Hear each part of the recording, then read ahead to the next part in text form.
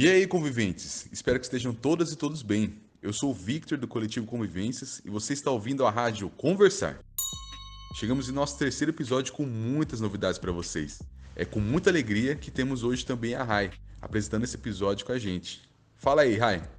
Fala aí, conviventes! Eu sou Rayane e também faço parte do Coletivo Convivências. Eu sei que eu cheguei agora, mas já tô super feliz de estar aqui com vocês. Esse é um episódio especial em comemoração ao 18 de maio, Dia da Luta Antimanicomial. O mês de maio já passou, fizemos vários posts no Instagram falando sobre isso e pensamos que aqui na rádio poderia ser um bom espaço para trazer outras pessoas para falarem com a gente. Então, já que a luta antimanicomial é todo dia e envolve muita gente, vamos ouvir um falatório com as pessoas de vários lugares diferentes nos respondendo o porquê manicômios nunca mais. Solta a vinheta!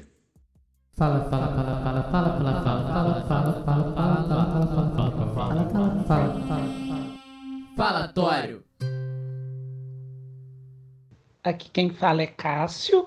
Meu nome é Eduardo Silva Bernardi. Meu nome é Clayton Lúcio Alves. Eu falo de Uberlândia, Minas Gerais. Meu nome é Fabiola Benfica Mar. Meu nome é Elza Coelho Barroso. Meu nome é Yara Toscano Correia. Meu nome é Flora. Aqui quem fala é o Marco. Meu nome é Lauciane Lopes. Meu nome é Guilherme. De Montes Claros. Meu nome é Leandra Guerin. Eu me chamo Érica Cocai. Sou Viva Hermano. Sou Marina de Oliveira. Eu falo do Rio de Janeiro e eu digo manicômios nunca mais, porque eu acredito que ninguém deve ser encarcerado pela sua forma de ser no mundo, que foi considerada diferente ou inadequada.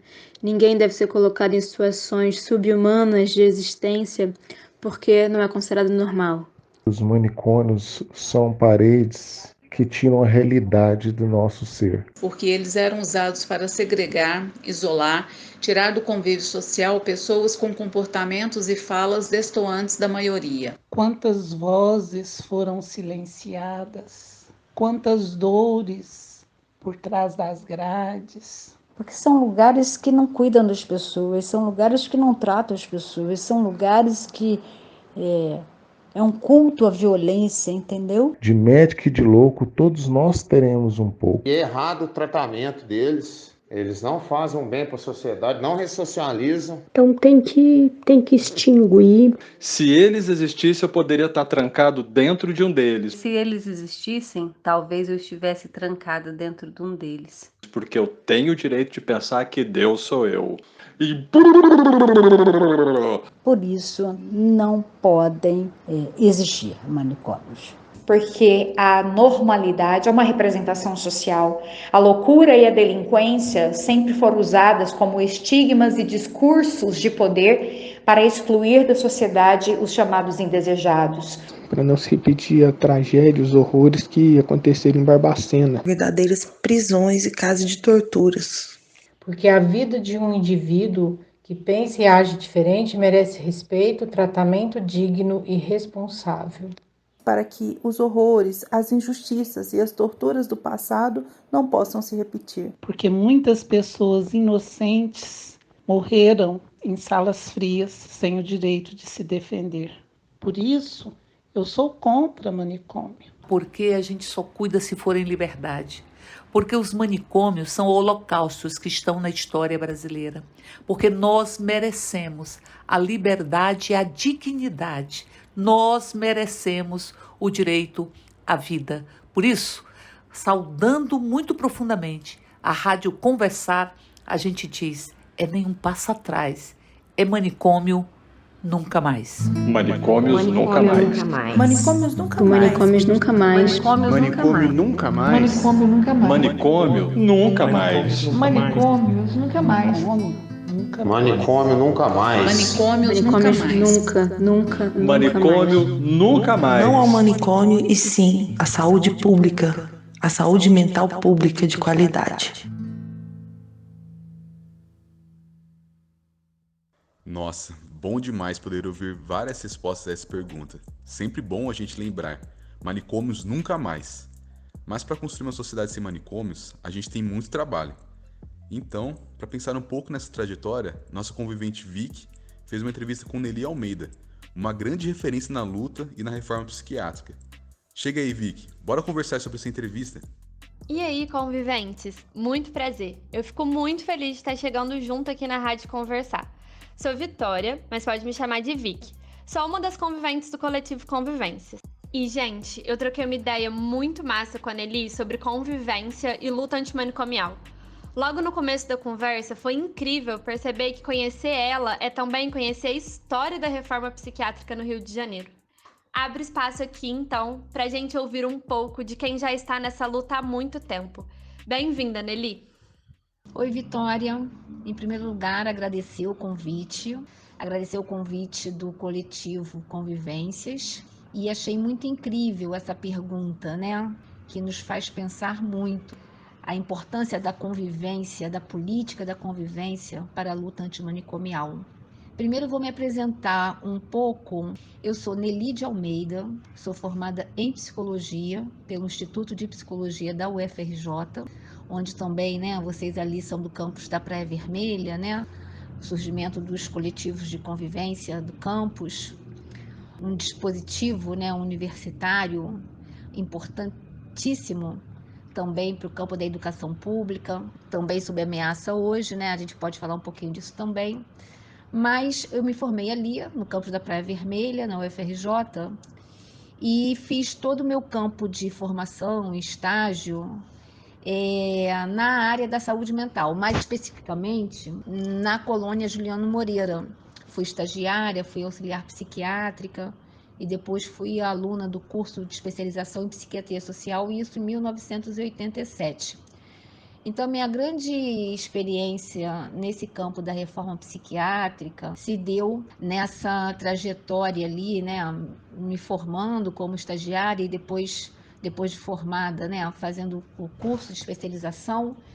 E nesse sentido eu pude conviver nessa grande experiência do manicômio, né, do manicômio do Brasil. Na época a colônia tinha por volta de uns 3.000 leitos ainda, né, já estava em processo de desconstrução, de transformação, com projetos interessantes, assim, não de desinstitucionalização, né, mas de transformação, de garantia de qualidade de vida para os usuários e usuárias que viviam, né, na colônia.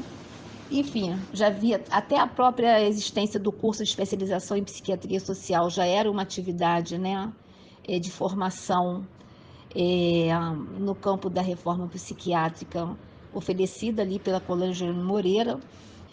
Então, assim, pelos idos, né, meados dos anos 80, já se havia no Brasil e, sobretudo, no Rio de Janeiro, uma movimentação importante dos trabalhadores de saúde mental, buscando realmente intervir naquela realidade dura dos manicômios, né?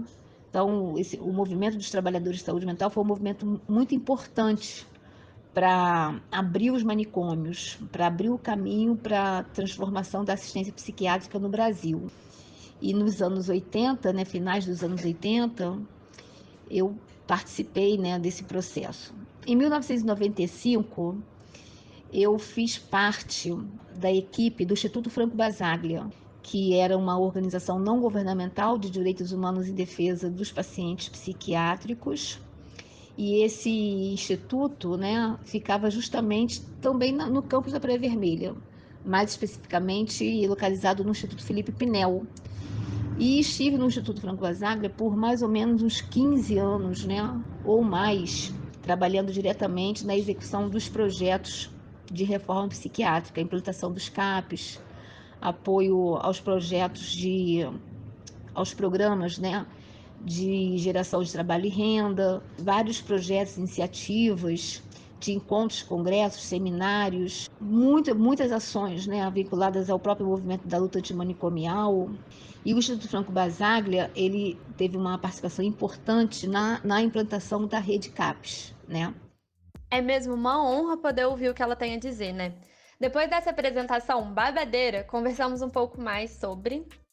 Então, Vitória, sobre a política da convivência e a sua importância para a luta antimanicomial, tem aí questões muito relevantes, muito importantes, assim.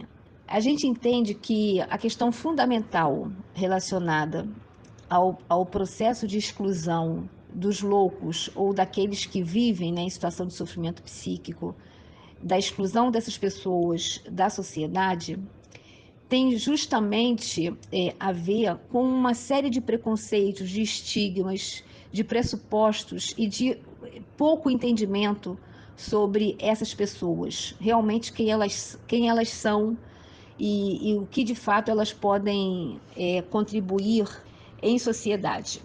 Então, quando a gente possibilita implantar serviços, dispositivos, espaços de convivência, o que em última análise a gente está garantindo é que essas pessoas elas possam ter acesso aos espaços da cidade, aos espaços da sociedade, acesso a relações de trocas, acesso a uma possibilidade de ser, além daquilo, né, que está sendo pautado para elas na condição de pessoas que possuem sofrimento psíquico, enfim, que se abre para essas pessoas um conjunto de oportunidades que elas possam também viver muitos outros papéis e muitas outras funções e muitas outras possibilidades de usufruir a cidade de uma forma muito mais aberta, muito mais plena. Se a gente for observar o que se passa no território específico do tratamento em saúde mental, mesmo que esse tratamento seja um tratamento em liberdade, ainda assim tem uma espécie de exclusão, ainda assim tem uma espécie de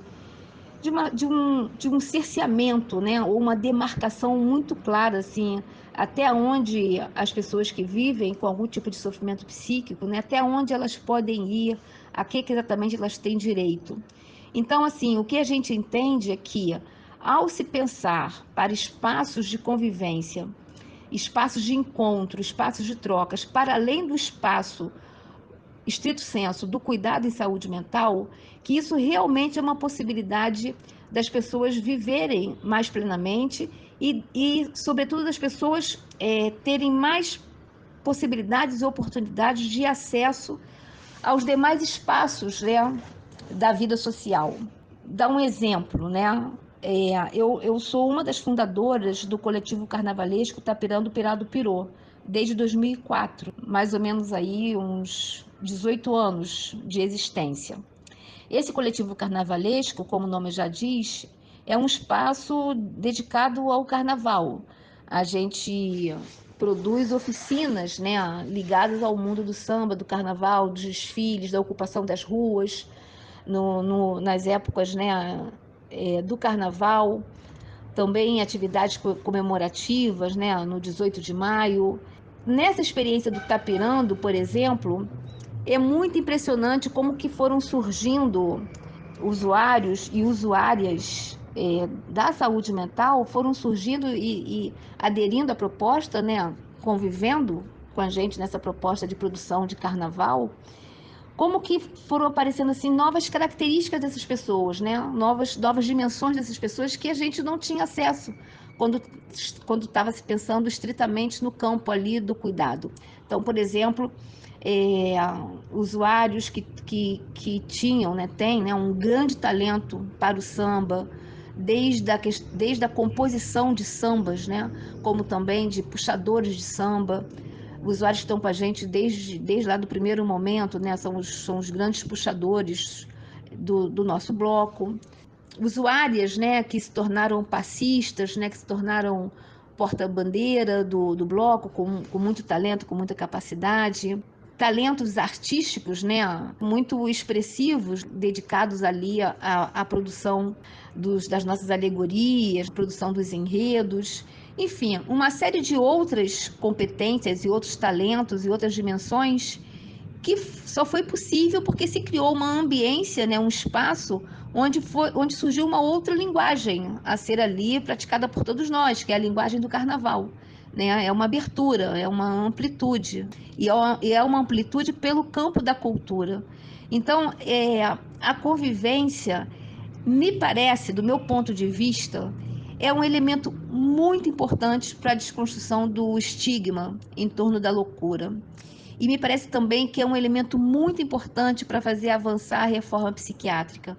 Porque o que a gente entende que a política de convivência e que um centro de convivência, né, na materialidade dessa política de convivência seria, né, é justamente esse centro de convivência ser um operador do direito de ocupação da cidade. Seria um centro, um mediador para ter acesso a direitos e, sobretudo, direitos de usufruir dos espaços da cidade, como qualquer pessoa pode usufruir, né, e usufrui, ou que qualquer pessoa deveria usufruir, né, numa condição aí de igualdade para todos em relação à distribuição dos bens, né, dos bens sociais. Então eu vejo que tem uma centralidade, sim, a convivência para a luta antimanicomial, no sentido que é um dispositivo potente para se pensar na diminuição, na minimização do estigma relacionados ao campo da loucura. Essas histórias de carnaval deixam a gente com saudade, né? E sabe, uma coisa que me veio à cabeça enquanto ela falava é que a gente sempre dá um jeito de conviver. A gente tá sem carnaval por agora, mas estamos inventando outras formas de nos encontrar, conversando aqui na rádio, por exemplo. Mas bom, vamos voltar aqui para nossa conversa com a Nelly, que ela tem outras experiências de invenção de convivência pra gente. Então, a partir de 2018, nós nos reunimos para escrever um guia de referência para os projetos de geração de trabalho e renda e economia solidária. Então, a partir do nosso encontro, né, e da produção desses textos ligados ao campo da saúde mental, dos centros de convivência, né, da economia solidária, nós iniciamos um movimento de articulação dos centros de convivência do Rio de Janeiro. Na época, eram, no município do Rio, né, apenas 3 centros de convivência, agora são 4 centros de convivência, incluindo o Projad, né, da UFRJ, o Polo Experimental da Zona Oeste, o Secoso da Zona Oeste e o Trilhos de Engenho da Zona Norte, que fica localizado no Instituto Municipal Nise da Silveira. Nós iniciamos um movimento, então, de articulação desses centros de convivência. Participaram também o Centro de Convivência de Niterói e o Centro de Convivência de Carmo, que é um município do Rio de Janeiro, né? A partir dessa movimentação, nós colocamos como uma pauta, né, para esse movimento de centro de convivência, a necessidade da gente se vincular mais, da gente se unir mais, né, de integrar mais esses serviços, de pensar projetos coletivos. E o movimento cresceu, avançou, foram incorporados novos coletivos de convivência, assim também como o Centro de Convivência de Macaé se agregou a esse movimento, de tal forma que conseguimos criar, em maio de 2018, o Fórum Permanente de Centros de Convivência do Rio de Janeiro. Esse fórum, por sua vez, é um fórum muito produtivo, conseguiu elaborar em um ano um projeto de lei para a regulamentação dos centros de convivência, um projeto de lei estadual. Esse projeto de lei 4.563 de 2018, ele foi aprovado em final de 2020, passou por todas as comissões, mas acabou sendo vetado pelo atual governador Cláudio Castro, né? E a gente está, nesse momento, então, num processo de articulação para derrubar o veto do governador, no sentido de fazer valer, né, o projeto de lei, que isso possa nos ajudar, tendo uma regulamentação, né, da implantação de centros de convivência, que a gente possa caminhar melhor. Um pouco depois da nossa entrevista com a Nelly, aconteceu uma sessão parlamentar para rever o veto à PL 4.563 de 2018, aquela que garante o marco legal da existência e resistência dos secos no estado do Rio de Janeiro. E, finalmente, depois de muita luta, derrubamos o veto. O que isso quer dizer? Significa que agora os Centros de Convivência do Estado do Rio de Janeiro têm lei. A lei é de número 9.323 e foi publicada no dia 14 de junho, e através dela cria-se a política estadual do Centro de Convivência da Rede de Atenção Psicossocial. Mas a nossa caminhada está longe de acabar. Precisamos nos fortalecer e continuar batalhando para garantir a regulamentação dos secos a nível nacional. Por enquanto, comemoramos, porque no cenário que estamos vivendo, cada vitória é importante. A saúde mental antimanicomial resiste. Essa história do Fórum de Convivência é uma história muito importante, porque se formou um coletivo em torno dessa ideia, né, de convivência, dessa ideia da política de convivência, E com isso foi possível também, nesse contexto de pandemia, em que o Brasil vive essa tragédia sem igual, nesse cenário a gente conseguiu se articular enquanto grupo, enquanto coletivo, enquanto movimento, e a partir da demanda de um usuário, nós criamos o Centro de Convivência Virtual, que inclusive faz parte desse projeto que a gente está conversando, né? Esse Centro de Convivência Virtual, ele foi aprovado por um projeto da Fiocruz, por um edital, o edital Inova da Fiocruz, é coordenado pela Patrícia Alvarez, e que reúne um grupo, né, de uma equipe multidisciplinar, também com a presença de muitos estudantes da terapia ocupacional, estudantes de medicina, estudantes de psicologia, e esse Centro de Convivência Virtual tem oferecido via remota essas atividades ligadas ao campo da cultura, das artes, né?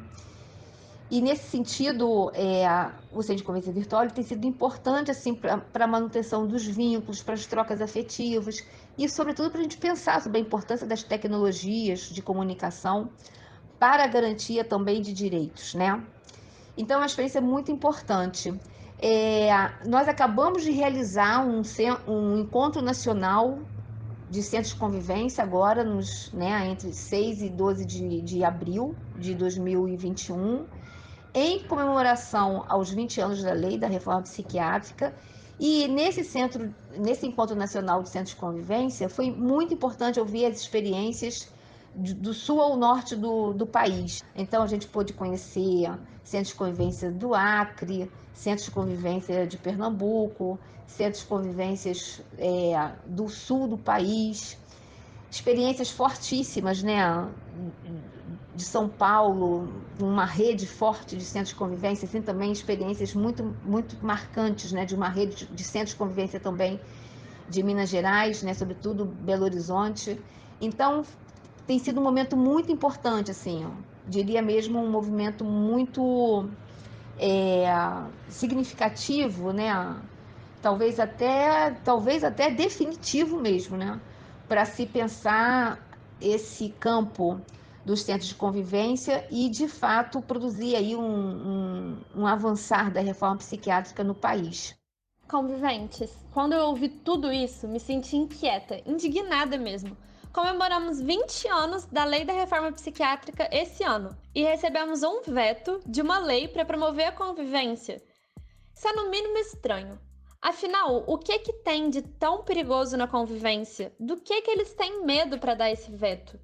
Isso também me levou a uma outra pergunta. Quais que são os nossos desafios para a gente seguir em luta e construir a reforma psiquiátrica? Vitória, excelentes as suas perguntas. Essa, especialmente, sobre esses obstáculos, né, para avançar a política de convivência no Estado e no país, né, porque tanto medo da convivência, como você diz, de fato é uma questão para a gente pensar e refletir. Assim como é bastante necessário também que a gente faça uma análise crítica do momento atual do país, né? É um momento de muitos retrocessos. E, de fato, assim, há uma iniciativa clara, né, de desmonte das conquistas dos últimos 30 anos da luta antimanicomial. Então, acho que todo mundo teve conhecimento, né, no final do ano passado, por volta do início de dezembro, né, vazou uma informação que o governo tinha a intenção de fazer o revogaço, que seria a extinção, o cancelamento de quase 100 normativas, né, da reforma psiquiátrica brasileira, ou seja, um desmonte absoluto, e para implantar o que eles chamam de uma nova política de saúde mental. A nova política de saúde mental que eles dizem faz a assistência psiquiátrica, assistência de saúde mental, retroagir 30, 40 anos, né, porque eles preconizam a volta do eletrochoque, eles defendem a reclusão como forma de tratamento e eles defendem, sobretudo, a privatização, né, do cuidado da saúde, o desmonte de toda a lógica do Sistema Único de Saúde, toda a lógica da atenção psicossocial. Enfim, é uma situação muito grave, são ameaças muito graves. Então, a ideia de centro de convivência surgiu no mesmo momento que surge também a ideia de CAPs, né? Isso lá nos anos 80, né, finais dos anos 80. Então, a ideia de centro de convivência é tão antiga quanto a ideia de CAPES, sendo que a ideia de CAPES avançou, né, produziu toda uma rede de cuidados, em torno hoje de 2.000 a 500 CAPES, e os centros de convivência, a gente não sabe exatamente quantos são, né, no Brasil. Aqui, né, no Rio de Janeiro, no estado, nós sabemos que são 6 centros de convivência, se eu não estiver enganada, né? No Brasil a gente não tem uma ideia, mas mais ou menos uma estimativa de 60, 80 centros de convivência. Então, comparando as duas redes, fica evidente que uma rede avançou, né, a rede de cuidados da atenção psicossocial, e a rede de centros de convivência não. E a pergunta é, por que não? Por que o dispositivo centro de convivência, ele ainda está muito ainda no campo de uma certa política experimental, né? Porque efetivamente a gente não conta, em termos de política pública, a gente não conta com uma rede de centros de convivência. Se for pensar a cobertura populacional, é mínima, né? É mínima mesmo. Então, assim, há muitas questões relacionadas a um campo muito novo para a gente pensar. É um campo novo, quer dizer, é um novo porque não se desenvolveu, mas ele é tão antigo quanto o CAPES, né? Como eu disse anteriormente. Mas essa novidade, que não é tão novidade assim, ela se permanecer como uma novidade é um campo de reflexão. Quais são as questões? O que impede da gente ter dispositivos intersetoriais que vai se relacionar com o campo da cultura, com o campo da arte, com o campo da saúde, com o campo dos direitos, e que isso possa ser, de fato, recursos comunitários que garantam os direitos, né? Os direitos das pessoas, e, sobretudo, garante um espaço de sociabilidade mesmo, né? Espaços de construção de vínculos e também construções de alegria, né? Projetos de alegria, de cultura, de arte, de produção de vida. Onde está a dificuldade? Por que não, né? E é essa reflexão que nos leva a pensar, a fazer essa crítica, né?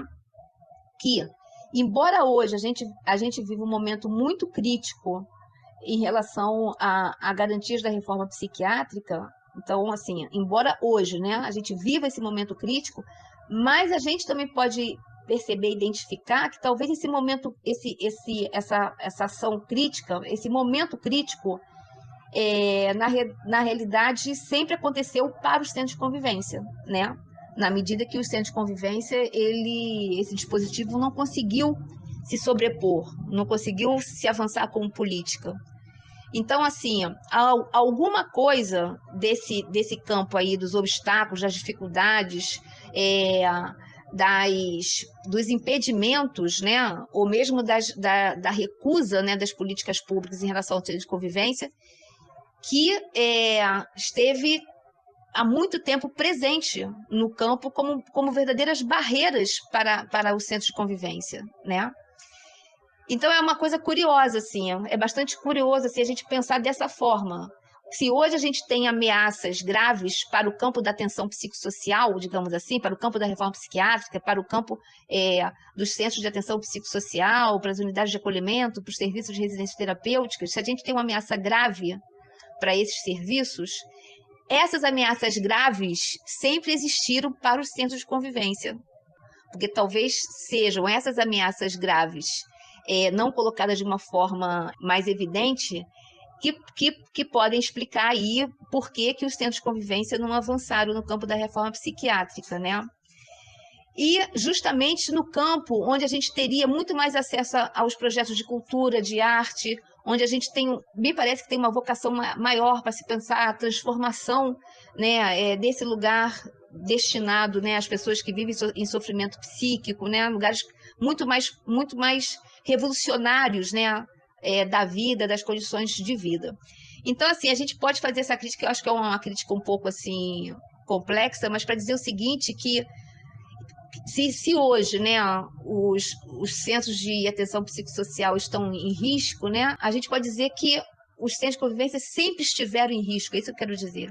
Os centros de convivência sempre estiveram em risco, e em risco absoluto, de tal forma que não puderam, né, emergir, que não puderam se constituir como um campo de intervenção na sociedade. Então, assim, os desafios atuais justamente, do meu ponto de vista, é pensar nesses obstáculos, nesses impedimentos, nessas barreiras, né, que fazem avançar a reforma psiquiátrica. Eu acho que uma dessas barreiras é justamente o acesso à cultura. É justamente a gente poder criar no campo da reforma psiquiátrica e da luta antimanicomial uma pluralidade de narrativas, de intervenções, de linguagens, justamente para que a pessoa em processo de sofrimento psíquico, né, os grupos populacionais que dependem de cuidados diários, que essas pessoas possam ter acesso também a outras formas de linguagem, a outras formas de se colocarem no mundo, né, outras formas de expressão da vida.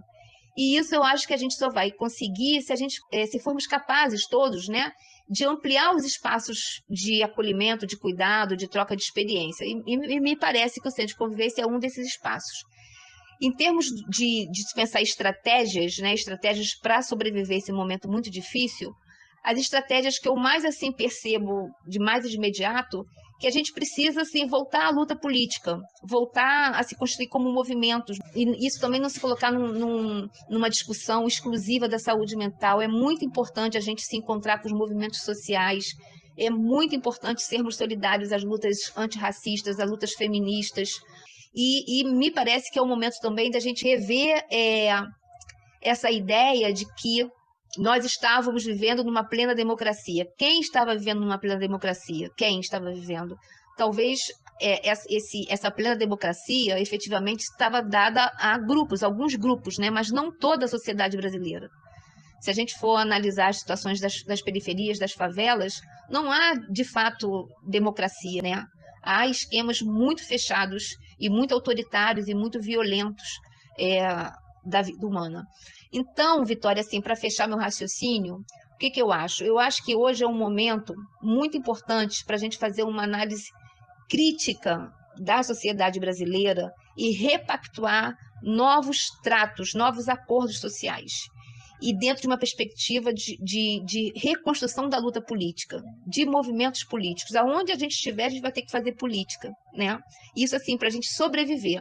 E lutar muito, e se conectar muito, e se manifestar muito, para que nesse tempo, né, nesse tempo aí, que resta ainda, né, de um certo mandato de um governo fascista, que a gente possa construir em 2023 uma possibilidade de um governo progressista, democrático, de esquerda, que faça valer os direitos humanos em toda a sua plenitude. Nossa, gente, quanta coisa que a Nelly trouxe pra gente pensar.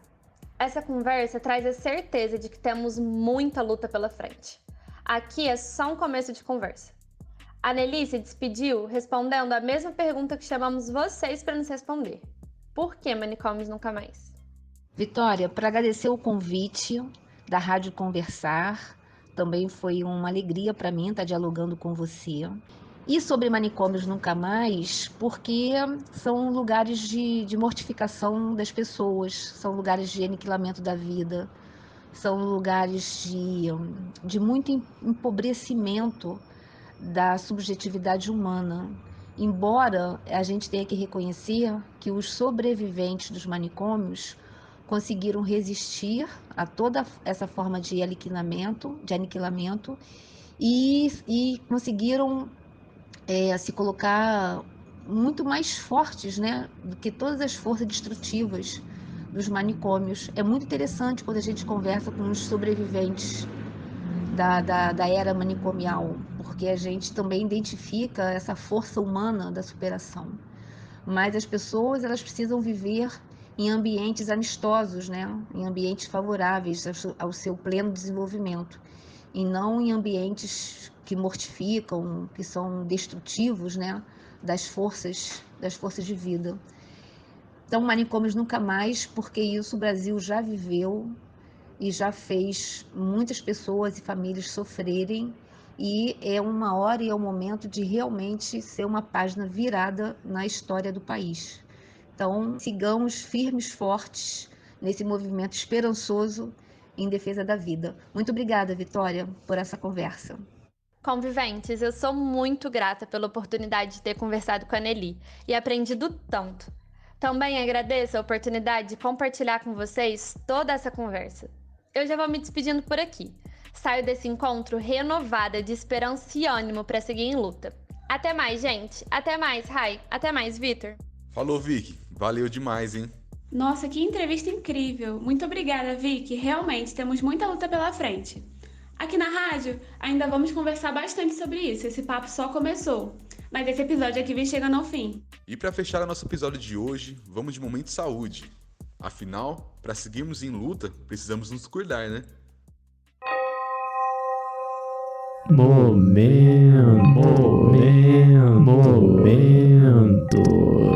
Saúde.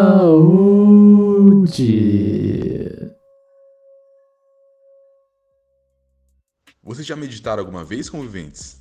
Você já meditou, Rai? Ih, amigo, eu sei que é muito importante e eu queria muito. Mas eu não consigo tirar um tempo não. É difícil, né?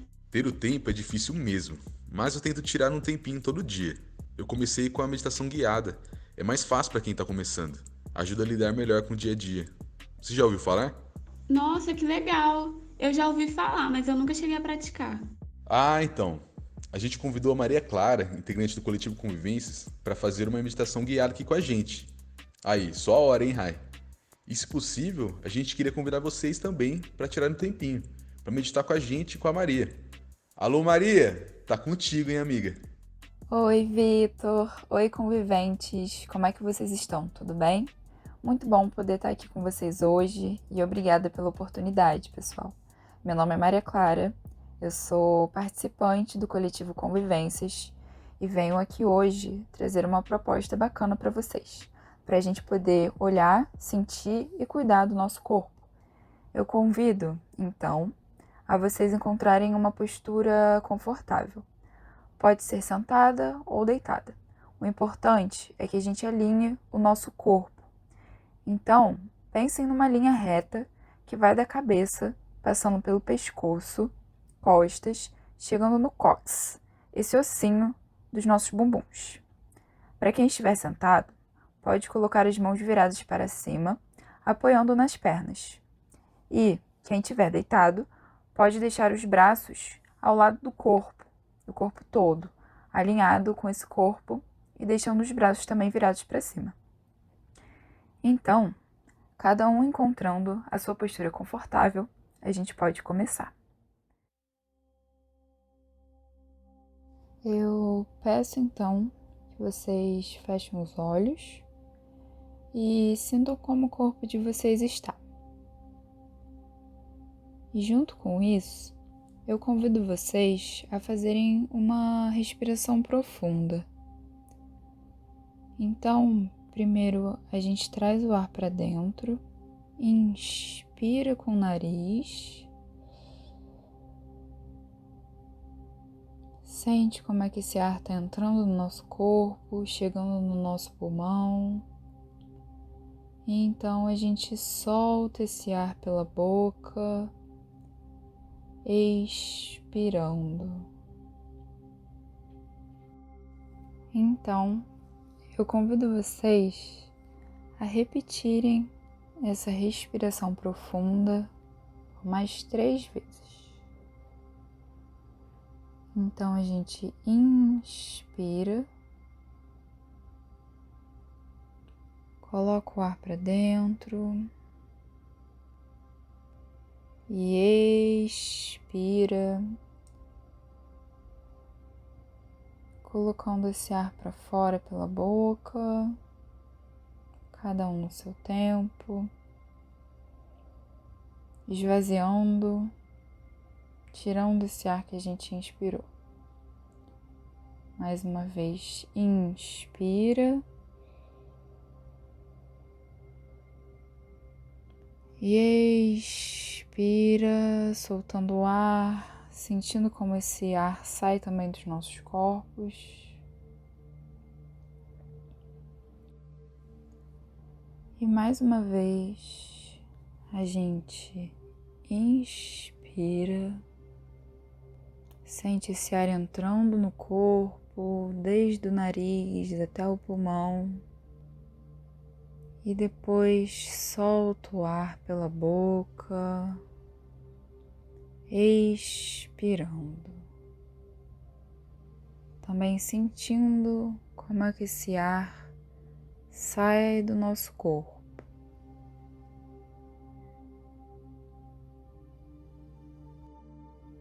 E agora, vocês podem ir percebendo como que o corpo de vocês está nesse momento.